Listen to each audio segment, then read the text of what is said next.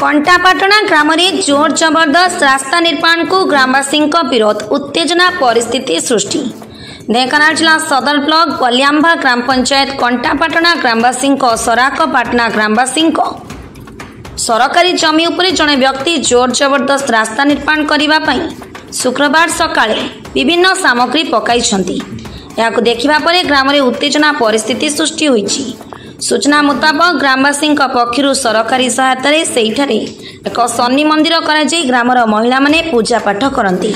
Grammar जड़े व्यक्ति से जगह को तांकर कही सेठारे रास्ता निर्माण करुछंती। यार समाधान पर ग्रामवासी माने जिलापाल कार्यालय पहुंची अभियोग करिसेंती। हेले आज पर्यंत जिला प्रशासन पक्षर यार समाधान करा जाय नाही।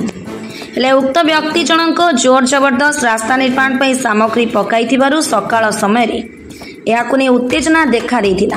घटनास्थल में भापुर फांडी पुलिस पहुंची उत्तेजित लोक मानक बुझासुझा करथिला। जदि कौन अघटन घटे ताले जिला प्रशासन दायी रहिबे बोली ग्रामवासी माने प्रकाश करिसेंती। ढेंकानाल प्रहलाद मुदुली रिपोर्ट मसीहा न्यूज सर्विस। आपण मसीहा न्यूज यूट्यूब चैनल को सब्सक्राइब कलेनी कि जदि करिना हंती एबे करिनियंतु। एहा सह मसीहा न्यूज रो फेसबुक पेज को और ट्विटर को फॉलो करंतु।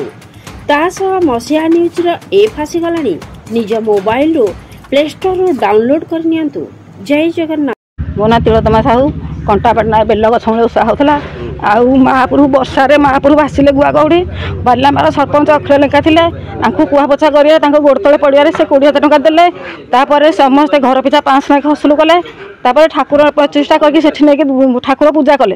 यही जगह जो खाली पड़गला से सुविधा है बाली गदेले पथर जो कांथ जो हेटा को भांगिले किंतु एमाने भूल कर फास्ट कही था से जहाँ उत्तर दे था आम जो आसले माटी दे खेदे खोली मना कलु से कहले मो ना अच्छी तुम ना अच्छे तुम 5 जन जनइल तुम ना अच्छी तुम जो कहूच आम साइड तो कहीं जानी ना तुम केमी तुम ना तुम केमी कहूच आम जो कहले से आम साइक जनइबू कौन सेमती उत्तर देले से कहले आम खंजना दौचु तुम सीना 5 जन जनइले 5 जन जानवे ये जगह गवर्नमेंट 5 जन जानवेटा बोली 5 जन जानी ना तुम माटी खोलिक लेबर करके तुम माटी खोल आम जेहेतु आसिक जड़े कहलु तुम आम उपर उल्टा चढ़ुच।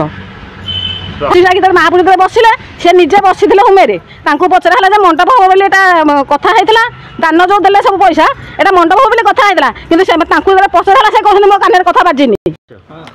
मो ना संतोष कुमार सिठ आमर आज्ञा यहाँ हूँ 200 वर्षर पूर्वर जगह आम साइर ये गछ मुछ सब बगात होता जदि थी आम साइर असुविधा माइप लोक सब कहले शनि ओषा करवा गलो शनि मंडप एमएलए रेकमेंडेसन दे 2 थर पैसा देले शनि मंडप आम गलु एठे गोटे मंडप कर स्त्री लोक बसवा एक गोटे कांथ दिखाला एमाने भंगा भंगी कर जबरदस्त कहूँ ये घर करूँ बाट करूँ जगह सरकारी सरकार अनुदान पैसा ये घर होती ये जड़े लोक उड़ियासी बुड़ियासी से जबरदस्त कहूँ आम ये बाट करूँ आम दुकान करूँ घर करूँ ये चले गोटे धंदा विषय आम थाना जनइलु थाना वाला यार विहित पदक्षेप नेले ना तापर कलेक्टर को जनईचु तापर तहसिलदार को जनईचु